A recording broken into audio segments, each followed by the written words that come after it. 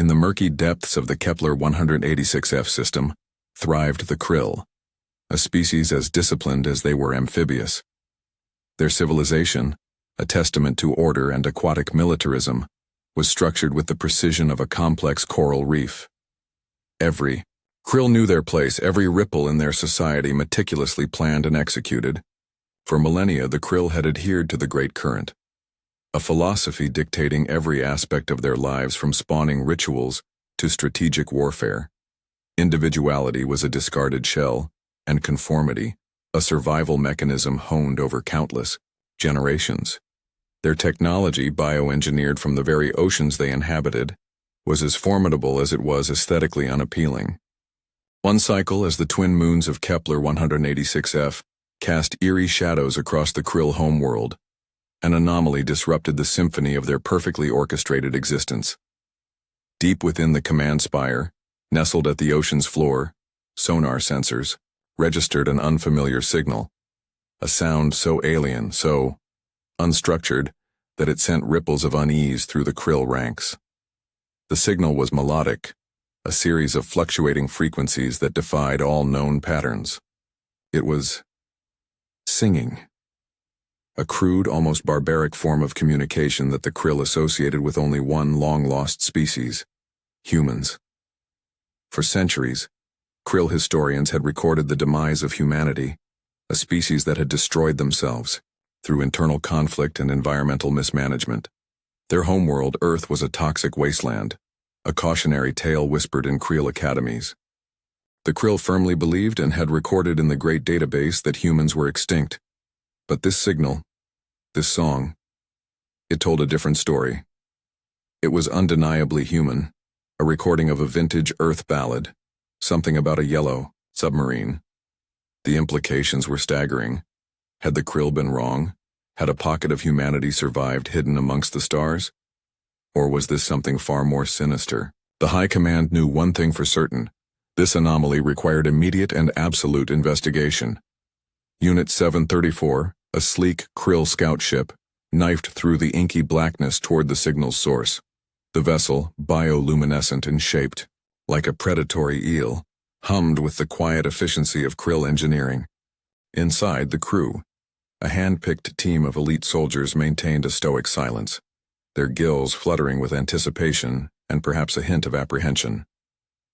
Their mission: investigate the anomaly and determine if the resurgence of humanity posed a threat to the Kryll dominion. The lead navigator, a veteran named Kryll 9, adjusted his optical enhancers, scanning the star charts for any sign of habitation or hostile intent. His orders were clear: observe, analyze, and if necessary, neutralize. As Unit 734 approached the designated coordinates, a derelict spacecraft materialized on their sensors. It was an archaic design, a jumble of metal and mismatched technology that seemed to defy the very principles of aerodynamic flow or, well, hydrodynamic flow. Kryll 9 frowned, his multifaceted eyes narrowing in suspicion. This ship, it reeked of human ingenuity, or rather, the lack thereof. Report, Kryll 9 commanded, his voice a guttural rumble that vibrated through the ship. Vessel appears non-functional, Admiral, chirped the comms officer. Life signs, faint but present. One individual detected. One individual? Kryll 9 found this hard to believe. A single human, adrift in the vast expanse of space? It defied all logic, all Kryll understanding of survival strategies. This situation was becoming increasingly perplexing. Cautiously, Unit 734 docked with the derelict spacecraft. The boarding party, clad in bioarmor and armed with pulse rifles, breached the airlock. Inside, the ship was a chaotic mess of wires, spare parts, and half-eaten nutrient packets. The air hung thick with the smell of stale coffee and something vaguely floral. And then they saw her. Amidst the disarray, a human female was tinkering with a device that was unmistakably Kryll in origin. She was covered in grease, her hair a tangled mess, and she was humming along to some inane tune. This was Alice, and she was about to turn the Kryll world upside down. The Kryll High Command chamber was a symphony of polished obsidian and pulsating bioluminescent lights. Grand Admiral Thrax, a figure of immense authority and even greater girth, sat upon his elevated throne. His multifaceted eyes, usually cold and calculating, were narrowed in a mixture of suspicion and annoyance. Before him stood Alice, flanked by two heavily armed Kryll guards. Alice, bless her human heart, didn't seem remotely intimidated. She leaned casually against one of the obsidian pillars, her arms crossed, a smudge of grease still adorning her cheek. Her gaze swept across the chamber, taking in the stern faces of the Kryll council members. "So," she drawled, her voice echoing slightly in the vast chamber. "This is the welcoming committee, huh? A little intense, don't you think?" Grand Admiral Thrax's gills flared. "Human," he boomed, his voice amplified by the chamber's acoustics.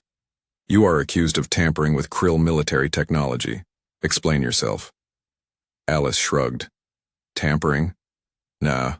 Improving. Massively improving. Your communication system was like 100 years out of date." "I mean, seriously, who uses vacuum tubes anymore?" A ripple of outrage spread through the Kryll Council.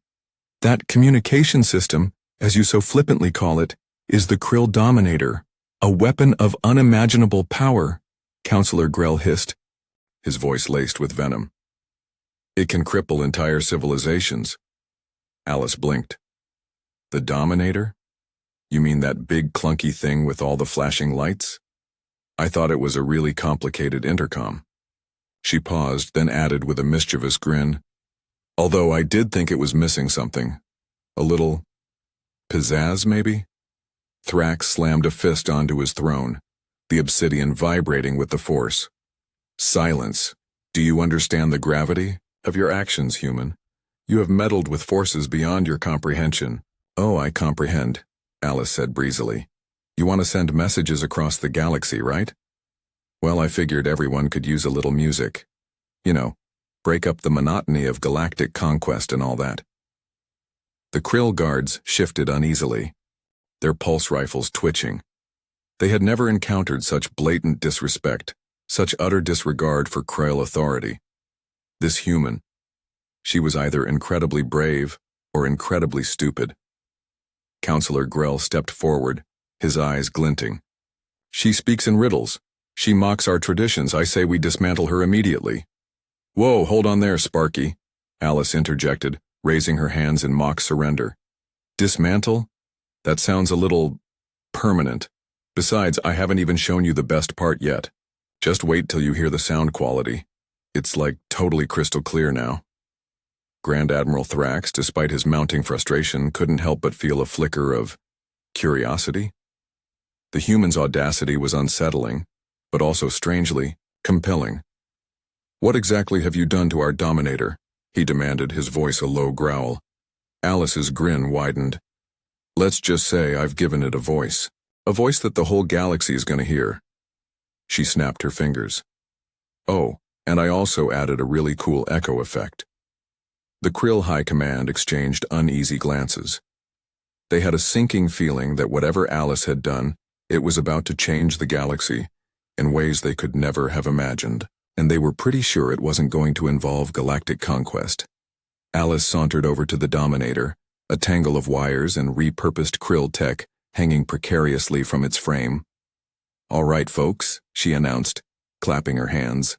"Together. Showtime."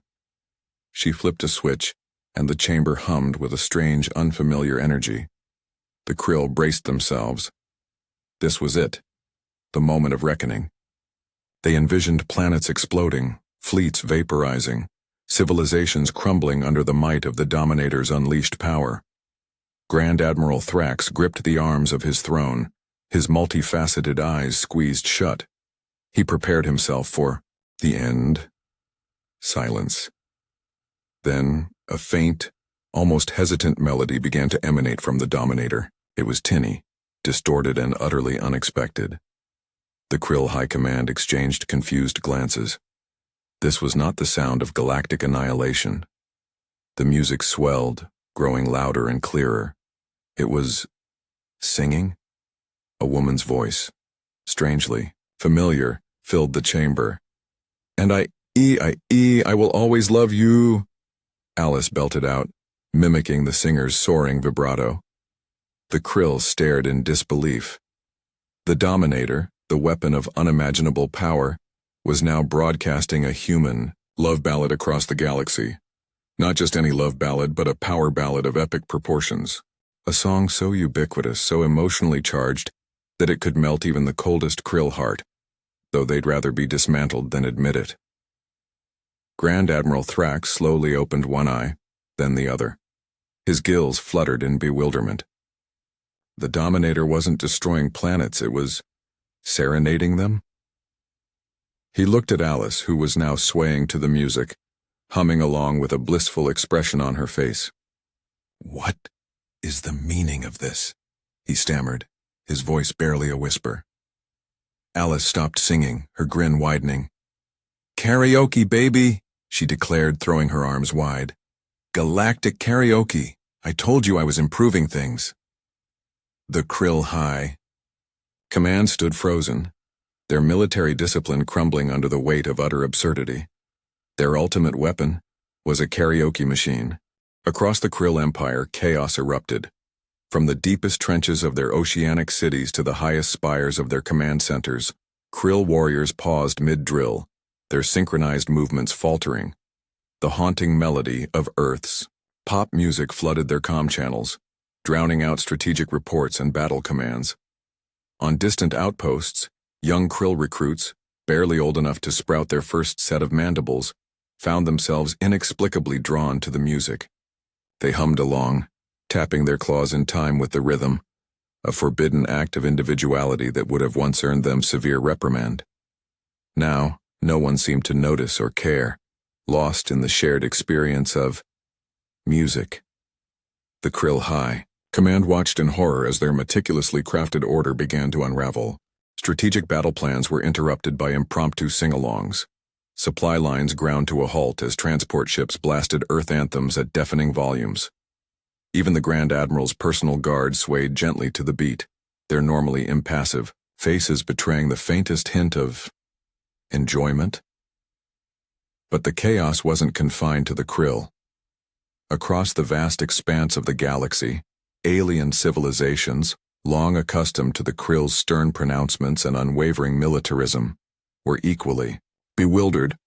The Glargan Collective, a species known for their complex mathematical theorems and utter disdain for anything resembling art, suddenly found themselves composing surprisingly catchy remixes of 80s synthpop. The Zyglorg, a silicon-based lifeform that communicated exclusively through binary code, began transmitting sequences that, when decoded, revealed the lyrics to a particularly saccharine love song. The Andromedan Trade Guild, notorious for their cutthroat business practices, offered discounts to any species who could correctly identify the artist of the infectious earworm now plaguing their every transaction.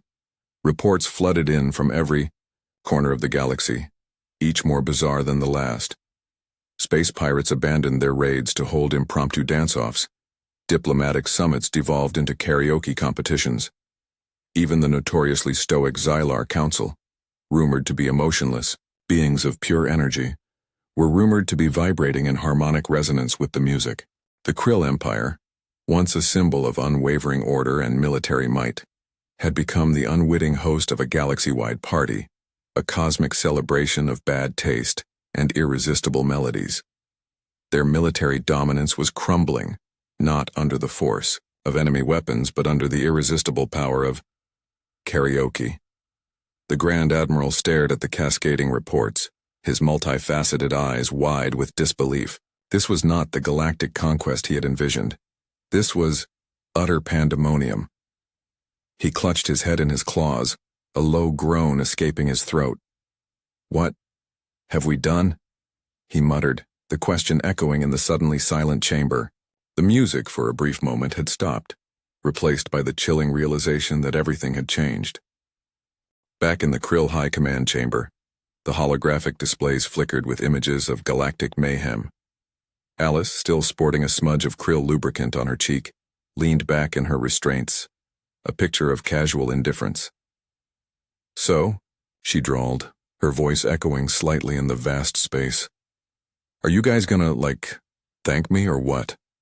The Grand Admiral, his gills twitching in barely suppressed fury, turned his gaze upon her. Explain yourself, human.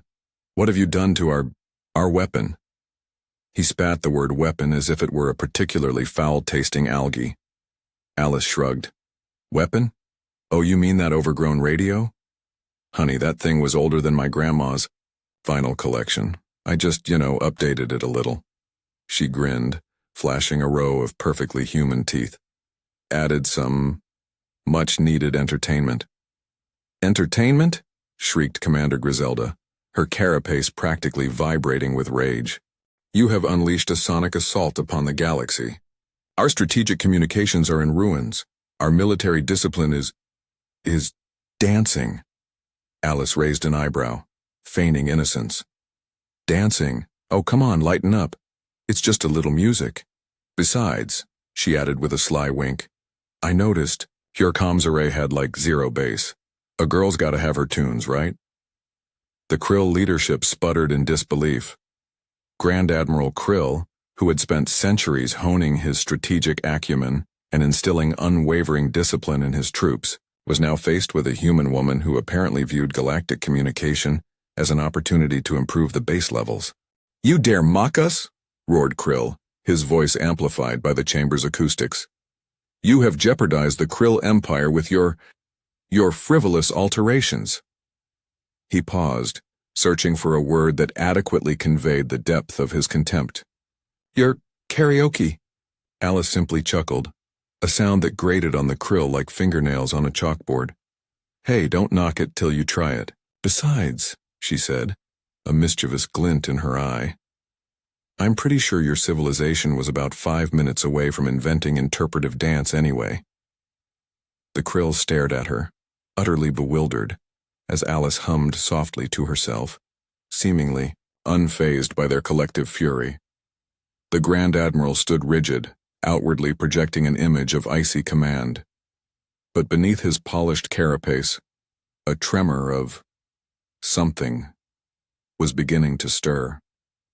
He tried to focus on the holographic displays, on the chaos unfolding across the galaxy, but the insistent rhythm of the Earth song kept intruding. It was catchy, disturbingly so. He found his mandibles subtly tapping along to the beat, a phenomenon utterly alien to his Kryll physiology. He surreptitiously glanced at Commander Griselda, whose usual grim expression was now contorted in a mixture of horror and, was that a slight sway of her armored shoulders? The truth, a cold current in the Admiral's strategic mind, was undeniable. Even the Kryll, creatures of iron discipline and unwavering militarism, were not immune to the insidious allure of music. He clenched his claws, fighting against the unwelcome sensation. This was a disaster, a complete and utter breakdown of order, and yet, as the chorus swelled, as the alien voices harmonized, however poorly, the Grand Admiral felt something shift within him. A long-dormant part of his Kryll soul, a part buried beneath centuries of rigid tradition, began to resonate. It was a feeling he couldn't quite name, a sensation akin to joy. He closed his eyes for a fleeting moment, allowing the music to wash over him. He imagined the Kryll fleet, not as instruments of war but as a galactic orchestra, each vessel playing its own unique part in a grand cosmic symphony. The image was absurd, ludicrous even, but it sparked a strange, unfamiliar sense of lightness. He thought of his ancestors, the stern, unyielding warriors who had forged the Kryll Empire through conquest and control. What would they think of this galactic sing-along? They would be appalled, undoubtedly. And yet a tiny, rebellious voice within him whispered, perhaps that was precisely the point. For centuries, the Kryll had defined themselves by their strength, their discipline, their unwavering adherence to tradition. But what had it gained? Them? A galaxy filled with fear and resentment. Perhaps, just perhaps, there was another way. A way to connect, to communicate, to entertain. The thought was terrifying, exhilarating, and utterly, wonderfully disruptive. The Grand Admiral cleared his throat, the sound amplified through the bridge speakers. All eyes, or rather, all multifaceted optical sensors, turned to him. He stood tall, his carapace gleaming under the dim light of the command center. A decision had to be made, a course of action determined. He could order the immediate suppression of the music, attempt to reassert control over the galaxy through force. But the image of 1,000 alien species, unified in off-key harmony, flickered in his mind. It was a chaotic image, yes, but also compelling. "Attention all Kryll forces," he announced, his voice resonating with a newfound authority. "Cease all hostile actions. Instead, prepare for the inaugural Galactic Karaoke competition." A collective gasp swept through the bridge. Commander Griselda nearly choked on her nutrient paste. The news spread like wildfire through the galaxy.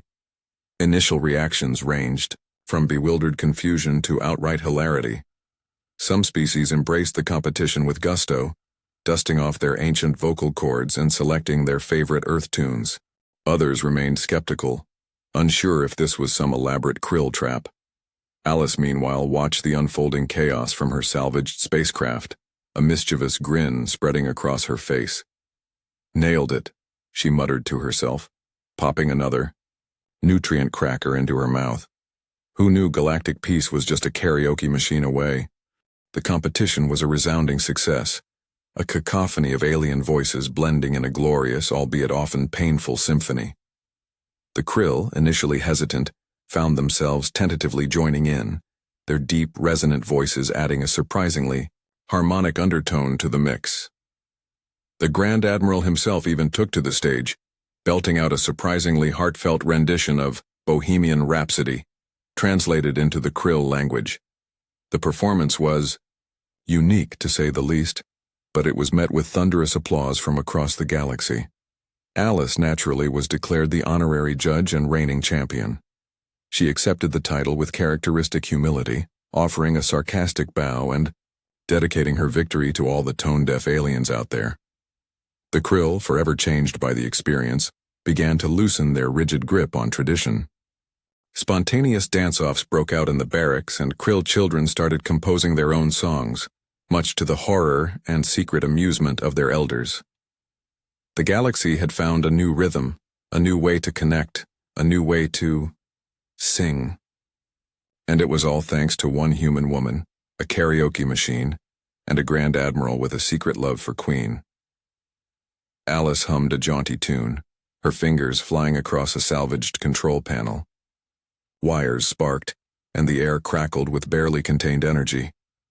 She glanced up, a glint of mischief in her eyes. The Kryll were adapting, yes, but they were still far too serious for their own good. "Time for another upgrade," she murmured, her voice a low, conspiratorial whisper. This time, though, it wouldn't be about communication or cultural exchange. This was about aesthetics, specifically mobile aesthetics, on a galactic scale. Her current project involved the Kryll battle cruisers, those imposing symbols of aquatic militarism. They were sleek, powerful, and utterly devoid of joy. Alice intended to fix that. They've got the power grid, the reflective hull plating. All the hard work's already done, really. Her plan was audacious, bordering on insane.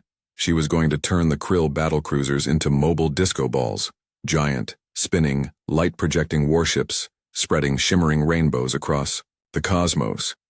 Imagine it. A Kryll fleet, once feared throughout the galaxy, now shimmering and pulsating with vibrant colors, blasting out funky beats instead of laser fire. The sheer absurdity of it made Alice grin. The galaxy, she suspected, was in for a sparkly surprise. It may never be the same.